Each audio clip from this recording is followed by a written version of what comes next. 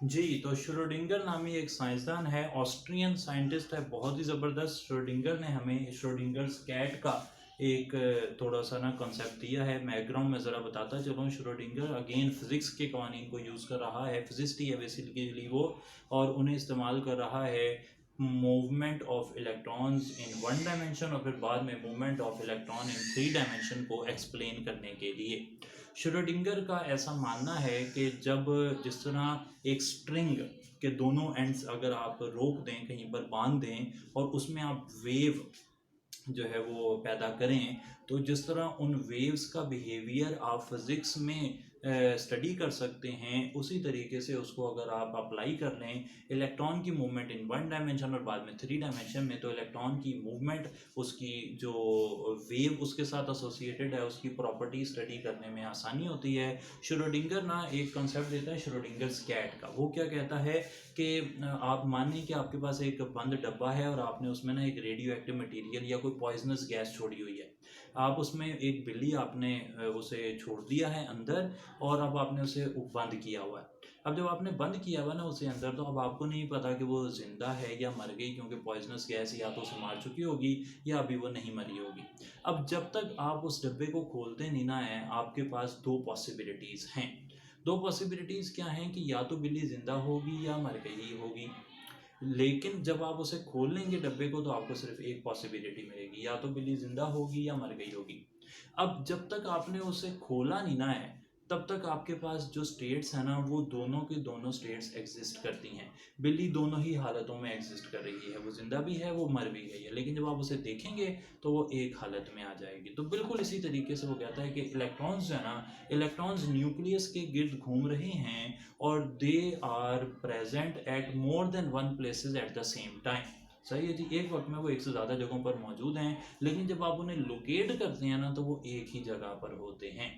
आप उन्हें देखना छोड़ दें, वो फिर से बहुत सारी जगहों पे पाए जाएंगे, लेकिन जब आप उन्हें देखेंगे तो वो एक ही जगह पर पाए जाएंगे। ये बात इतनी एस्टॉनिशिंग है, यहाँ से अंदाज़ा लगा लें कि उस दौर में बोहर ने भी ऐसा कहा कि जो रूल्स आप पढ़ते हैं ना, मेरे आपके लिए मैक्रोस्कोपिक बॉडीज़ के लिए, वो आप माइक्रोस्कोपिक बॉडीज़ पर नहीं लगा सकते। माइक्रोस्कोपिक बॉडीज़ जो हैं, they are like super natural bodies, उनकी प्रॉपर्टीज़ हमारे जैसी नहीं हैं, और इसलिए इलेक्ट्रॉन की जो प्रोबेबिलिटी ऑफ फाइंडिंग है ना, वो एग्जैक्ट 100% कहीं पर नहीं है, बल्कि there is only chance of finding an electron, और chance of finding an electron को निकालने के लिए श्रोडिंगर ने एक इक्वेशन दी है, जिसमें अगेन मैं बता दूं कि वो जो स्ट्रिंग है उसकी मूवमेंट, उसकी जो एम्पलीट्यूड वगैरह है, उसको रिलेट किया है उसने मूवमेंट ऑफ इलेक्ट्रॉन के साथ, और इक्वेशन दी है जिस इक्वेशन को आप कहते हैं del square psi plus E minus V psi is equal to zero. सही हो गई जी बात। यहाँ पर जो डेल है वो लैप्लासियन ऑपरेटर है, ई टोटल एनर्जी है, और वी पोटेंशियल एनर्जी है। साई, साई बहुत अहम बात है, साई है एम्पलीट्यूड ऑफ वेव। अच्छा, अब ज़रा बात को ना इसको समझ लें। ये तो हो गई श्रोडिंगर्स इक्वेशन। श्रोडिंगर इक्वेशन आपको याद भी होती है। श्रोडिंगर इक्वेशन की इम्पोर्टेंस क्या है? श्रोडिंगर वेव इक्वेशन हमें बता रही है कि अगर हम इलेक्ट्रॉन की मूवमेंट को एक वेव की मूवमेंट से रिलेट करें, जो स्ट्रिंग की वेव होती है, तो उसमें ये जो साई है ना, ये हमें बताएगा कि एक पार्टिकल इन वन डायमेंशन जो मौजूद है, यानी कि इलेक्ट्रॉन जो बोहर के मॉडल के मुताबिक गोल गोल दायरों में घूम रहा है, उसकी जो वेव है ना, उसका एम्पलीट्यूड कितना है। सही जी, वो वेव कितनी बड़ी वेव बना रहा है इलेक्ट्रॉन। लेकिन इलेक्ट्रॉन कितनी बड़ी वेव बना रहा है ये जानना हमारे लिए ज़रूरी नहीं है। हमारे लिए ज़रूरी ये है कि हम जानें कि इलेक्ट्रॉन के पाए जाने का चांस न्यूक्लियस से कितने फासले पर है। तो उसके लिए वर्ड यूज़ होता है साई स्क्वायर। सही है जी। और साई स्क्वायर को कहते हैं probability of finding an electron at a definite area from the nucleus, at a definite distance from the nucleus. तो उसे कहते हैं साई स्क्वायर। साई और साई स्क्वायर का कंपैरिजन बड़ा ज़बरदस्त हमारी किताबों में लिखा होता है। सनाउल्लाह साहब की बुक में भी बेसिक पोस्टुलेट्स में ये बताया है कि जनाब साई जो होता है ना, वो रियल नहीं होता। सही है, साई स्क्वायर रियल है। साई की वैल्यू हमारे लिए इंपॉर्टेंट नहीं है। साई स्क्वायर की वैल्यू जो है वो इंपॉर्टेंट है, वो हमें बताती है probability of finding an electron around a particular area around the nucleus of an atom. तो साई स्क्वायर जो है वो probability of finding an electron है, साई एम्पलीट्यूड ऑफ वेव है। याद रख लें कि साई की अगर आप डिफरेंट वैल्यूज़ लगाएंगे तो जो है ना, जो टोटल एनर्जी है वो आप कैलकुलेट कर सकते हैं इलेक्ट्रॉन की at a particular distance from the nucleus. जो जवाब आएंगे उन्हें आइजन वैल्यूज़ कहा जाएगा, और साई की जो वैल्यूज़ आप पुट करेंगे यहाँ पर उन्हें आप कहेंगे आइजन फंक्शंस। यहाँ से वो एक नतीजा निकालता है कि जनाब ये जो इक्वेशन है ना, ये कितने भी तरीक़ों से सॉल्व की जा सकती है। एक मैथमेटिकल इक्वेशन है, इस इक्वेशन में साई की मुख्तलिफ वैल्यूज़ लगाई जा सकती हैं। साई की मुख्तलिफ वैल्यूज़ तो लग सकती हैं, ओके, कोई मसला नहीं है, लेकिन साई की सिर्फ वही वैल्यूज़ इंपॉर्टेंट हैं which give acceptable solution to Schrodinger wave equation. तो वो जो एक्सेप्टेबल सॉल्यूशन है ना, याद रख लें कि वही एक्सेप्टेबल सॉल्यूशन असल में बेस बन रहे हैं आगे क्वांटम नंबर्स के। तो यहाँ पे आप इस तरह कर लें कि श्रोडिंगर वेव इक्वेशन में आप जब साई की या जो कांस्टेंट जो वेरिएबल्स हैं उनकी वैल्यू पुट करते हैं, तो जब एक एक्सेप्टेबल सॉल्यूशन आता है तो वो एक्सेप्टेबल सॉल्यूशन में जो वैल्यूज़ आपने पुट की हैं वो वैल्यूज़ ही असल में इलेक्ट्रॉन की पोजीशन को स्पेसिफाई कर रहे होते हैं। क्लियर हो गई जी बात। तो कॉन्सेप्ट थोड़ा सा डिफिकल्ट है, लेकिन आपने मेन बातें याद रखनी ऑब्जेक्टिवली। साई स्क्वायर क्या है? Probability of finding an electron around the nucleus of an atom. Sai क्या है? एम्पलीट्यूड ऑफ वेव, और ये सिर्फ अप्रॉक्सीमेशन की बेस पर जब हमने वो स्ट्रिंग की मूवमेंट को, स्ट्रिंग की वेव की मूवमेंट को हमने रिलेट किया इलेक्ट्रॉन्स से, तो उसमें ये वाली वैल्यू आ गई। टोटल एनर्जी की जो वैल्यूज़ आएंगी उन्हें आइजन वैल्यूज़ कहा जाएगा, और इसके लिए साई की जो वैल्यूज़ यूज़ होंगी उन्हें आइजन फंक्शंस कहा जाएगा। साई इमेजिनरी है, साई स्क्वायर रियल है। इस तरह की बातें याद रख लें, ये काम आ सकती हैं। श्रोडिंगर वेव इक्वेशन में फ़िलहाल हमें जो है इतना ही है। वैसे एक और बात भी है यहाँ से ना, E psi is equal to H psi भी एक फार्मूला आता है। यहाँ पे एच जो है वो हैमिल्टोनियन ऑपरेटर है। ऑपरेटर मैथ वाले मेरे से बेहतर समझते हैं, लेकिन फ़िलहाल जो लोग बायो के हैं, जिनका बैकग्राउंड बायो का है, उन्हें ऑपरेटर फ़िलहाल इतना ज़्यादा ज़रूरी नहीं है, और ना हमें यहाँ से ऐसा कोई सीरियस सवाल आने वाला है।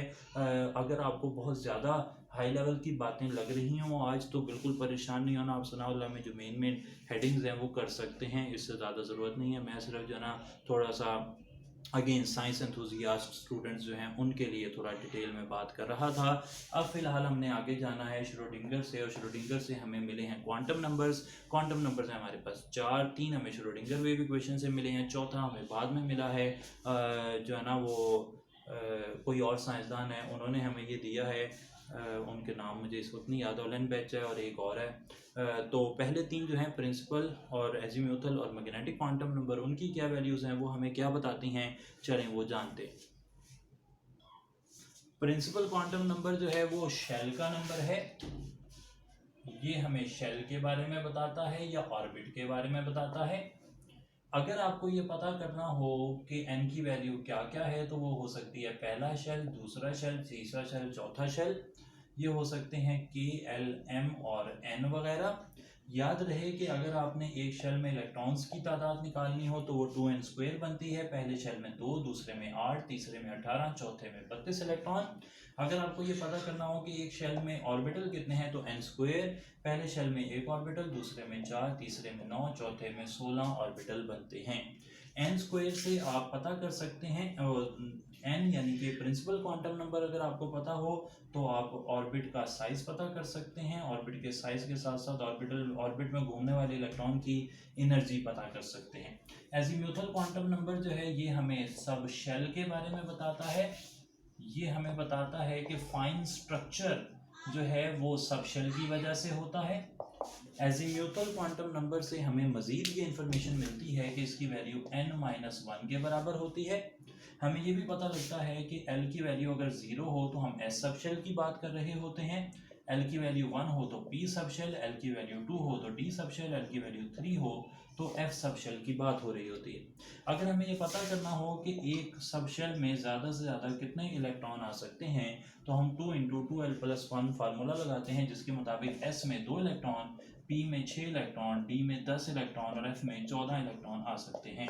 अगर हमें ये पता करना हो कि एक सबशेल में ऑर्बिटल कितने हैं, तो हम 2l+1 फार्मूला लगाते हैं, जिससे हमें पता लगता है कि S में एक ही ऑर्बिटल है P में 3 ऑर्बिटल हैं, D में 5 ऑर्बिटल हैं और F में 7 ऑर्बिटल होते हैं।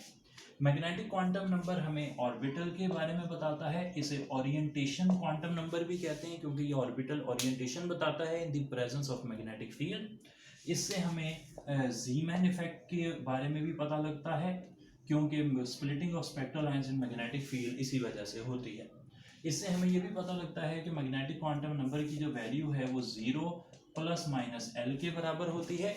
इससे हमें ये भी पता लगता है कि S के लिए ये वैल्यू 0, P के लिए ये वैल्यू 0 ± 1 होती है, D के लिए 0 ± 1 ± 2, 5 वैल्यूज आती हैं और F के लिए 0 ± 1 ± 2 और ±3 यानी कि 7 ऑर्बिटल्स हो सकते हैं। एक S में एक ही ऑर्बिटल है, P में 3 ऑर्बिटल हैं, D में 5 ऑर्बिटल हैं, F में 7 ऑर्बिटल हैं। S स्फेरिकल होता है, P डबल शेप होता है, D की 5 शेप्स किताब में बनी हुई हैं, F की आप इंटरनेट से देखना चाहें तो देख सकते हैं, लेकिन कोई ख़ास ज़रूरत नहीं है। तो ये सब था जी क्वांटम नंबर्स की बात। एक चौथा स्पिन क्वांटम नंबर है। स्पिन क्वांटम नंबर में याद रख लें कि स्पिन अगर क्लॉकवाइज होगी तो उसकी वैल्यू -½ है और अगर एंटी क्लॉकवाइज होगी तो उसके लिए स्पिन की वैल्यू +½ होती है। इसके साथ ही हम चलेंगे अब आगे atomic structure first year 5th chapter में, वो है इलेक्ट्रॉनिक कॉन्फ़िगरेशन और उसके लिए कुछ रूल्स।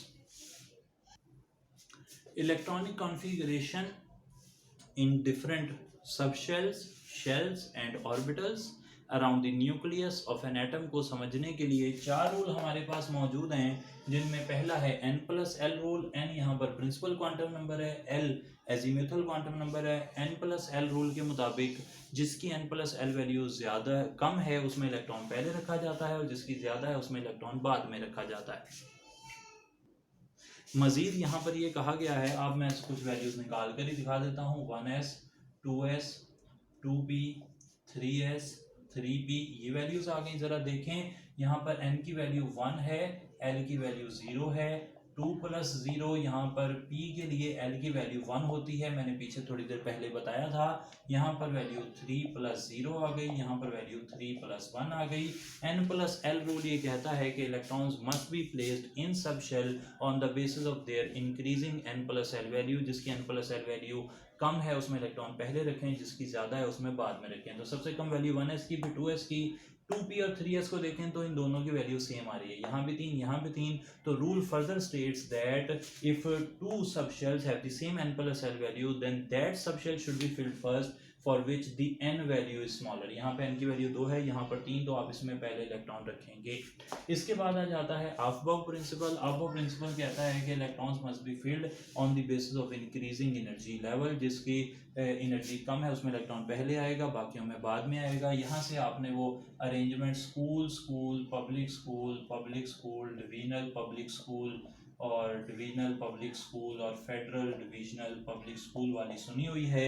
यहाँ पर एस आप 1 से स्टार्ट करेंगे, 1 2 3 4 5 6 7। पी 2 से स्टार्ट करेंगे, 2 3 4 5 और 6। और डी 3 से स्टार्ट करेंगे, 3 4 5 और एफ 4 से स्टार्ट करेंगे। तो इस तरीके से हो जाएगा। मैंने ये पहले ही बता दिया कि एस में 2 इलेक्ट्रॉन आ सकते हैं, पी में 6 इलेक्ट्रॉन आ सकते हैं, डी में 10 और एफ में 14। पहले 20 एलिमेंट्स कम से कम उनके एटॉमिक नंबर और उनके इलेक्ट्रॉन्स की तादाद आपको पता होनी चाहिए। हुन्स रूल हमें बताता है कि अगर आपके पास नाइट्रोजन है फॉर एग्जांपल तो 1s2 2s2। पहले 2 रूल जो है ना वो सब शेल तक इलेक्ट्रॉन की डिस्ट्रीब्यूशन को बताते हैं।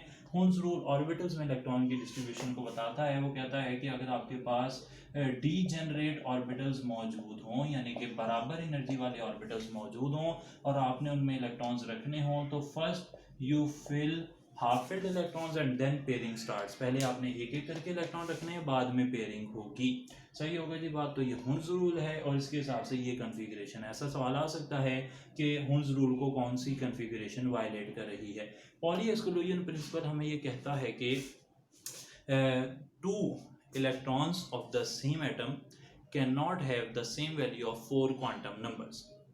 2 इलेक्ट्रॉन एक ही एटम के उनके चारों क्वांटम नंबर बराबर नहीं हो सकते। इस बात को समझने के लिए मैं मिसाल ले लेता हूँ हाइड्रोजन की और उसके 1s में, हाइड्रोजन ने हीलियम ले लेते हैं, हीलियम के 1s में 2 इलेक्ट्रॉन। यहाँ पर शेल पहला है यानी कि n की वैल्यू 1 है, दोनों के लिए पहला शेल है। s के लिए l की वैल्यू 0 है, दोनों ही s में है तो दोनों के लिए l की वैल्यू 0 है। और L की वैल्यू 0 हो तो M की वैल्यू भी 0 होती है। यानी कि हीलियम के दोनों इलेक्ट्रॉन्स के लिए प्रिंसिपल, एजीम्यूथल और मैग्नेटिक क्वांटम नंबर एक जैसे हैं। तो फिर अगर पॉली एक्सक्लूजन प्रिंसिपल की बात सही मानी जाए तो two electrons of the same atom can not have the same value of 4 quantum numbers. तो फिर इनका कौन सा क्वांटम नंबर चेंज होगा? फिर एक ही क्वांटम नंबर चेंज हो सकता है, वो S है, या तो वो प्लस हाफ होगा या माइनस हाफ, यानी कि दोनों इलेक्ट्रॉन एक जैसी स्पिन नहीं रख सकते। ये दूसरी स्टेटमेंट है पॉली एक्सक्लूजन प्रिंसिपल की कि एक ही ऑर्बिटल में मौजूद दो इलेक्ट्रॉन सेम स्पिन जो है वो नहीं कर सकते, वो हमेशा ऑपोजिट स्पिन करेंगे। तो ये पॉली एक्सक्लूजन प्रिंसिपल था। इसके बाद इलेक्ट्रॉनिक कन्फिग्रेशन है। यहाँ पर आप कोई भी एलिमेंट की इलेक्ट्रॉनिक कन्फिग्रेशन लिख सकते हैं। फॉर एग्जांपल अगर आपने 4 इलेक्ट्रॉन रखने हो तो 1s2 2s2 हो जाएगा। 10 इलेक्ट्रॉन रखने हो 1s2 2s2 2p6 हो जाएगा। दो बातें याद रखें, क्रोमियम 24 की कन्फिग्रेशन, आर्गॉन 18 इलेक्ट्रॉन लिखने की बजाय ना आप उस नोबल गैस की कन्फिग्रेशन लिख सकते हैं। फॉर एग्जांपल सोडियम 11, सोडियम के करीब तरीन नोबल गैस नियॉन है, नियॉन में 10 इलेक्ट्रॉन होते हैं, आपने Ne लिख दिया, साथ आपने 3s1 लिख दिया। कंप्लीशन ऑफ शेल को आप नोबल गैस से भी लिख सकते हैं। तो यहाँ पर आर्गॉन तीसरा शेल कंप्लीट हो गया। उसके बाद 4s1 3d5, याद रख लें दो एलिमेंट क्रोमियम और कॉपर, क्रोमियम और कॉपर। ये जो ना एफएससी की एक बुक में ये गलत भी लिखी हुई है अरेंजमेंट, तो उसे ठीक कर लेना आपने। और दूसरा कॉपर 29, इनकी जो इलेक्ट्रॉनिक कन्फिग्रेशन है उसमें 4s का एक इलेक्ट्रॉन 3d में चला जाता है। क्यों चला जाता है? To gain extra ordinary stability associated with half filled and completely filled D subshell. ये बात याद रखनी है कि क्रोमियम में 3d में 5 इलेक्ट्रॉन है, 4s1 है, कॉपर में 3d में 10 है, एक इलेक्ट्रॉन 4s में है। लेकिन आमतौर पर बाकी सब जो ट्रांजिशन एलिमेंट्स है उनमें 4s2 होता है और फिर 3d में इलेक्ट्रॉन जाता है। तो ये अब नॉर्मल कन्फिगरेशंस हैं, इन्हें आपने अच्छे तरीके से याद रखना है, इसमें गलती नहीं करनी। अब बात करते हैं कि हमने कुछ हिस्सा चैप्टर का नहीं किया, लाइक हमने वो स्पेक्ट्रम की बात नहीं की। स्पेक्ट्रम हमने इसलिए बात नहीं की क्योंकि स्पेक्ट्रम आगे स्पेक्ट्रोस्कोपी में हमने पढ़ लेना है। तो उसके अलावा हमारा एटॉमिक स्ट्रक्चर और क्वांटम मैकेनिक्स का जो चैप्टर है वो कंप्लीट है, इसमें कोई भी बात हमारे पास मिसिंग नहीं है। तो आपने इसे अच्छे तरीके से देख लेना है। कोई सवालात अगर आपके पास होंगे तो आपने डिस्कस कर लेने हैं। चलें चलते हैं जी। Thank you so much. अस्सलाम वालेकुम।